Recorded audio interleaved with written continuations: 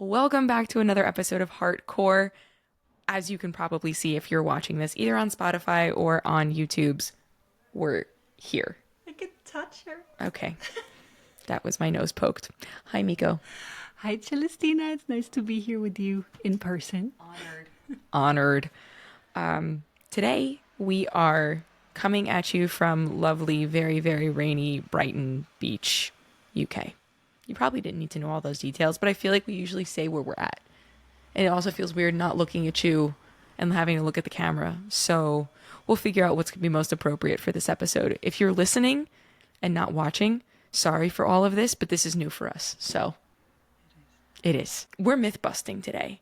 And I'm going to have Miko start us off since I've been talking incessantly. So myth busting time. Today we decided to talk a little bit about all the misconceptions in human design, or some of them. We chose top 5. That's not all of them, definitely not all of them. So we chose the top 5 myths out there, or just common things people are believing in these days. And I think it's an important subject to talk about and to bring to light as well. So we can always ignore it all the time, but what's the point in doing that? So we just wanted to speak about it head on. Illuminate those words. Yeah, just run into that darkness with open eyes. So the first one we wanted to talk about is one of the most Googled questions, apparently, according to Answer the Public, is human design a cult? Damn. And the reason why we believe that this is often believed is that Ra did have a bit of a, I don't know, aggressive way of talking about human design, or he was in his own little box a lot in some aspects. But on the other hand, he's also someone who pushed the scientific aspect. He really wanted to scientifically back up his claims, and he requested from multiple people to do some research on all that he has been told. I think, okay, so if you've listened to our episode on serial killers, I feel this is a weird thing to tie it back to, but I feel like cult leaders just have some type of charisma to them. I don't know if he has the channel of, you can tell me if he does or not, I don't know, but TBD, we might have to go back and check that out and put it in the comments for you. So if it's not listeningable, go back and look in the comments for that. But I think people just have a certain charisma about them, right? Which could feel a little bit culty, you know, especially when they're preaching something that maybe hasn't been preached before. So I feel like there is potentially validity to that, but also you don't have to drink the Kool-Aid. No one's telling you to drink the Kool-Aid. Take a sip if you want, take none of the sips if you want. So yeah, I think anything can be turned into extremism, as we've seen in our world over the past year to 5. How long is COVID? No, but seriously, I think anything can be turned into extremism, right? So like if that's, I don't know, if like that's your personality and you bring that to it, sure, this can be a little culty, but I feel like that's with anything in the world. I'm sure there are carrot cults, you know, people who are just like really obsessed with carrots. Spaghetti monster cults. I mean, carbs are delicious, but I don't know which religion that is, but they actually believe in like a spaghetti god, or I don't know what it was, but it was very weird. So look that up. It exists. Yeah, but I agree. And I think also one part of why it was felt like a cult was because it started out a bit like a guru. yeah. Like he met up with his group of people and they were surrounding him, they were listening to him. And at some point, if you have never been to an ashram, you don't really know what I'm talking about, but there is this weird energy and some people are really following blindly. And this is something that we really want to point out today. It's not about being blind. Human design is pointing you towards your inner intuition. And this is the main thing, really listening to your inner authority, following your strategy, and doing these two things is pointing you towards your inner authority. Everything else that's in your chart is a guideline, but nothing is set in stone. Which kind of brings us to the next point, and unless you have anything else to say about the human design cult. No, we're good. Cool. It's beautiful. Then would you like to mention the next point? Yes, this is probably when, okay, let me, I guess, backtrack. Like when I was talking more to dietitians about human design, this is probably the thing that I would point out the most, because I would meet people who were like super type A or thought they were super type A. And they were like, oh, I've done Enneagram, I'm X, Y, and Z. I've done Myers-Briggs, I'm X, Y, and Z. And I feel like with those two personality tests, quote unquote, in particular, people do feel really boxed in, right? They're like, I'm a 9 with a 1 wing and I can't change. Or like I'm an INFG or whatever those letters are, right? Yeah. And I think I just mentioned both of mine, like subconsciously. That's really funny. But I think people get really boxed in with those personality tests in particular. And I think in part it's because you have to answer the questions consciously, right? Like if you're taking a Myers-Briggs, there's like 100 questions you have to answer. Same with Enneagram if you're taking a proper test. So I think we just get in our heads about that. But with human design, because you only have to put in your accurate birth time, birth date, birth location, I think because it takes so much of the headiness and like mental piece of it out of it and just kind of is, that you could still feel boxed in, but I think it actually does the opposite. I think it allows you to see the potential of who you are rather than feeling boxed into the 9 with a 1 wing and that's all I am, that's all I can be. And I think that there is still, like, you can still go the opposite way and just be like, oh my God, I'm a 6'2" ego manifester and that's it, you know, or I'm a 1'3" emotional manifesting generator and that's my life, you know. So I think that can still very much happen. And I think it does still happen. Like people will just be like, oh, I didn't respond to you because I'm a projector. And like not have, you know what I mean? And like not have to, like they use it as an excuse or a crutch. But I think in reality, human design actually allows for the opposite in the sense of like, there's so much more potential when you learn the intricacies of your chart. And like we've talked about different aspects of the chart beyond your profile, your type, and your authority, right? And you can get boxed in if that's all you know, but there's so much more nuance to it. Yeah, that was a great introduction to the next point, because what I also see a lot is my clients, they come to me and they are then telling me that they're scared because they've had a reading and this person that they had the reading from, they gave them information.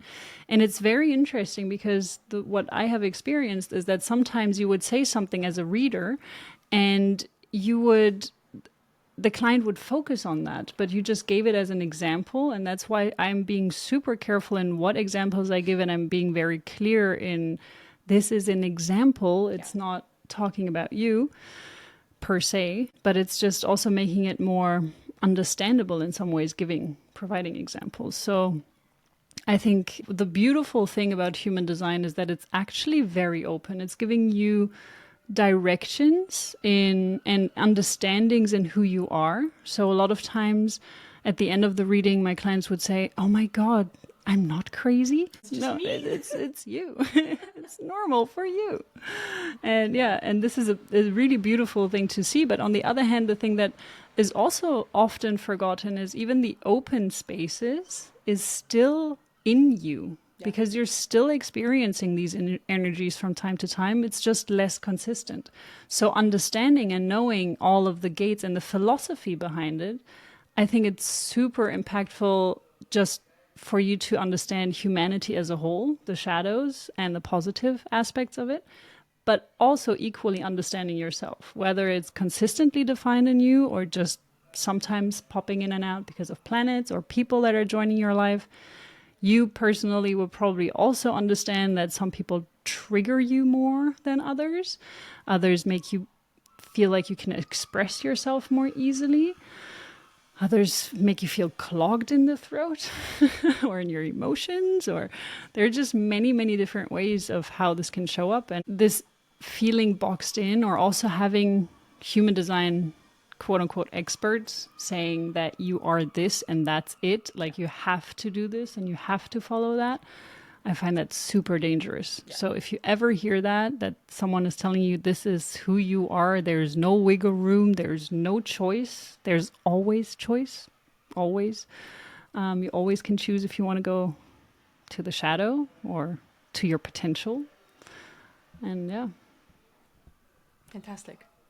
So good. That kind of also brings us to the next point as well regarding types and the cliches revolving that. Hi again. Yeah. So, right. I feel like, because I'm going to start with a manifester just because I am one, right? But I feel like people are like, oh my God, I would love to be a manifester, right? But dude, not every download is something that you act upon. So I think that there's this beauty that comes with every type, and you just have to embrace who you are, what you are, and really lean into that, right? So with manifestors, I feel like, oh yeah, it's so easy to manifest, but like, dude, if you're not if you're not in a place where you're like open to it, if you haven't gotten proper rest, it's not going to happen, right? So that's one example. I feel like with generators or manifesting generators probably feel like they're worker bees, and that sucks. Like the do, the go. I'm not as fast as a manifesting generator. I don't have that direct access to my throat. I think this comes kind of just back and forth to the being boxed in thing, right? You have your own really beautiful, unique pieces of you that are uniquely you. And that's what needs to shine, right? So not feeling like you're less than because you're a certain type.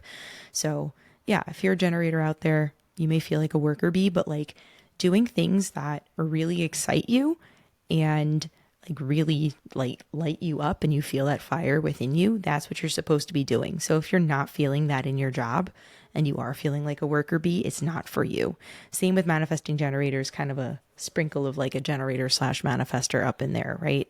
Same situation. If you're not feeling that satisfaction from what you're doing, it's not the right thing. And there's no reason to feel boxed in. Also, I think the other thing with manifesting generators is like they have too many interests, right? Like, ooh, shiny syndrome. I know an MG, I love him. And he's started like probably 5 or 6 different businesses. But no, those two. But he's also just like so stoked on it and he just does it. I think sometimes, though, it could be a bit of a disconnect between knowing what to respond to when you have that download, right? So anyway, ooh, shiny syndrome is not a bad thing out there, MGs. And yeah, I'm going to let you take the other 2 non-sacral beings. How about that? So yeah, Celestina kind of also already mentioned the projector. What we hear quite a bit is, oh, I don't have energy centers. In some projectors, or for example, if you're a mental projector, you don't have any energy centers. So the easy way out is to say, I'm a projector. I didn't have space or energy to answer your messages. But that's really important to understand, that to not make excuses out of human design, but to really just embrace, as you already mentioned, embrace who you are while still being open-minded, because this is a journey, this is an experiment, and really seeing and feeling into yourself. To me, it's just a tool to connect more with my intuition. And yes, it's great and fun to understand the gates. And it's great and fun to understand your profile and your centers and everything about human design. And sometimes I meet people, they start to get introduced in human design and they dive deeper and deeper and deeper and deeper into it, which is fascinating. I mean, I'm also doing that. I'm still doing that. But there is a fine line between turning this into, a cult way of thinking about life or a religious way of thinking about life. Because for me, religion is, it can be very boxy. So you have one way or the highway if you're not following it. But instead, look at it as a spiritual practice and going deeper into yourself. And that's also why I love Gene Keys, because he's taken this to another level and he's kind of made it more about the introspection. And that part, along with the practicing of inner authority and just connecting with your intuition, that's what it's all about.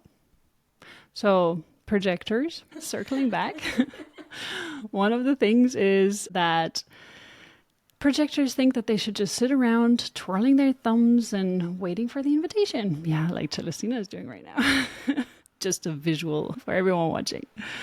But that's not what it is about. Projectors need to show themselves to be recognized, and you really need to be in balance. You have to work on yourself, work on your own energy, your own mindset, your own emotions, understanding which centers are defined and undefined in all types. Just understanding that and understanding how other people are impacting you in certain areas is so, so helpful. And yeah, you really have to show yourself as a projector. As a reflector, you need to be extremely mindful who you surround yourself with. You really need the right surrounding. And once you've made the correct choice according to where you want to live and who you want to surround yourself with and where you want to work, your life is going to flow more easily. Just bear in mind, this decision can take months. It can take 1 month. It can take many months as a reflector. So yeah, these are just a few common misconceptions regarding types. The next one we would like to talk about is that this is something that is very en vogue at the moment. That en vogue. Trendy? Trendy. Cool. Hip. Hip. Now we've had all the synonyms. That is that human design is the perfect matchmaking tool. And yes, it is super tempting to use it for that. But instead of using it as a matchmaking tool, I would recommend using it as a tool to work on your relationship. So the challenge is, if you would use it as a matchmaking tool, you're assuming that everyone is already balanced, is already deconditioned, is already in their perfect blueprint, like living out their perfect blueprint. And that is not the case in most of us. And it doesn't have to be. This is another thing. When you're entering a relationship, you don't need to be the perfect version of you. You are growing with your partner, and there will always be things that you need to learn as an individual and you need to learn as a couple. And there's a certain way that you need to feel inside to be able to enter into a relationship, into a healthy relationship. But you don't have to have it all together 100%, because that's most likely not going to happen in this lifetime. Well, I don't know. To me, I don't think. You're like, not enlightenment, not this round. Yeah. A little bit closer, but not exactly. yet. We're getting there, lifetime by lifetime. But yeah, I just think that's also important to understand that when you're looking at someone's human design, the way that the human design reader is interpreting the chart is crucial, because you can look at the potential. You can also look at the shadow aspects. You can look at all the empty, quote unquote, spaces, which still impact you. And they can still be a huge cause of you not feeling good enough in a lot of ways. So using human design as a matchmaking tool is basically often just saying, okay, what are the empty spaces I need to fill? What am I missing? And you're not missing anything. So getting together with another individual and then learning from that and seeing where are they impacting me, where am I impacting them, and how can we make this work? I think the biggest thing when it comes to this is, okay, well, one, it's everywhere on Instagram right now, right? Like, use human design for matchmaking. Don't like that shit. Swipe left, swipe right, whatever. I'm not on any of the dating apps. I don't know what way you swipe. She's been married forever. Like 8 years. And I've together with her partner forever. Like 11 years. Yeah, no. So I don't. Pre-dating apps. There was Tinder, but I didn't. Okay. Anyway, getting so off topic. I think it's having found human design like 6 years into, no more, 8 years into my relationship with my husband. I think it helps me understand him better, right? So he's a 6'2" sacral generator. It's either a yes or a no. And I don't think I respected that before, right? If it was a no, I'm like, babe, come on, let's just go outside, please. Like, come for a walk with me. And like, if it was a no, it was a no. I was like, come on, please. And that never worked. So I think it's a better understanding, and also the generator piece of it. I grew up with two MGs, like both my parents are MGs, and so we're in Brighton, and my parents also happen to be here. So Miko's experienced my parents, and maybe we can do an episode on them. But I grew up with them being like Energizer bunnies and doing everything so fast, and being with a generator, it's not a bad thing. It's just different, right? It's a little bit slower. That's it. So I think I have a better understanding, and like understanding your design, but also understanding the people around you who either you've entered a relationship with or you're in a relationship with.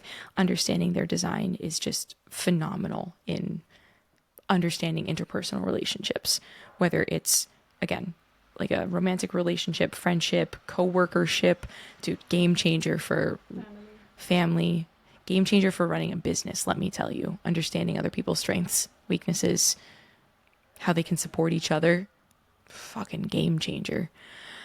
All right, good on the matchmaking. Amazing. All right. Last but certainly not least, because I'm pretty sure we could have had like a 5-hour episode with this, but also I would have needed a snack, multiple snacks. So myth number 5, Ra is the only reliable and quote unquote true human design source. Neither of us really have belief, I guess you could say, in this. Yeah, he got the initial download, but if you've understand a bit about manifestors, is like, we're not here to do everything ourselves. We need other people to help us fill in the pieces. And I don't think it was done with him, and I don't think that it should be taken as like God's word. You know what I mean? Because then it comes back to that culty, not so great stuff. We can still be real woo, but we don't need culty woo, you know? Not culty woo. Yes, he's the one who had this download and like started talking about human design. Dope, awesome. But that doesn't mean that the information ended with him. And there are other people who are reliable and quote unquote true human design sources. You've done way more into the reading texts than I have, so I'm gonna let you take it from here. Yes. So, yeah, we're definitely not into the culty woo. We believe in empowering the individual themselves, and just it's always going to come back down to trusting your own intuition, because no one is going to be able to tell you who you are better than yourself, and trying to look for answers outside is also not the answer. You will have to step inside, and human design is still a very mental thing in a lot of ways. You have to learn and understand the material first from your mind, but then you have to embody it and live it. And with Ra being the first person to bring this to light, and maybe not the first person receiving this information, but just the person that chose to do something with this information. To inform, like a true manifestor. And he had the willpower to do so. He also always said that this is not done with him. There is a lot more to learn about it, to understand about it. He wanted to experiment with it, understand it more from a scientific viewpoint. And for example, Richard Rudd, who created the gene keys, created the gene keys, he was a student from Ra. So he wanted to develop it into a different direction, and Ra gave him the go-ahead. Same with Kim Gould. She is someone who went more into the astrological aspects. So she studied with Ra, and then she was wondering, so why is my ascendant not showing up? And then she was looking into her ascendant and realized that her type changed when she added that into her human design chart. And so she dove deeper into the asteroids as well, because she was missing a lot of the female energy in the human design chart. It's a very male energy, planetary positioning type of interpretation, and she wanted to have more of the female energy as well. So she's another one that I find very fascinating. There are some people that I'm a bit cautious about. I understand their idea behind it, But you will just have to listen to your own inner intuition to figure out who you trust and who you don't. And I personally just read up on a lot of different people. Also, Dr. Elena Haspel is the one that I've recently come across more and more, and she's really turning human design on its head. And I haven't read enough about her work, but I find it very intriguing because she does make a lot of good points, and she has researched it, and she was requested by Ra to research human design, to really do scientific studies, and that's what she did with many of her clients, with many of her husband's clients. So she has a PhD in psychology. Her husband is a medical doctor. And that's where they were able to gather a lot of information regarding the PHS, the physical health system, if that works, if it doesn't work. And I think, yeah, taking human design as an experiment, and they took it to the next level because they weren't just experimenting on themselves, but just seeing how human design applies to others as well. I find that's what you need to do. And with everything in the world, because there's so many times where medicine has told us, okay, this is healthy or this is unhealthy. And then the opinion changes down the road. They do experiments and they find out, oh no, this is actually super toxic. So good.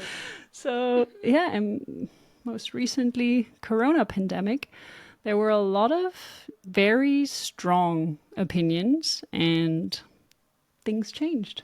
People have changed their opinions about this in a lot of aspects. We're not going to get into conspiracy theories right now. We can't say that. Tinfoil tales. Oh, okay, tinfoil tales. Damn it. I just watched an episode recently where they were talking about TTs? CTs, and they said that they stopped doing these episodes because YouTube took down 45 of their videos because they focused on just that, and YouTube doesn't like that.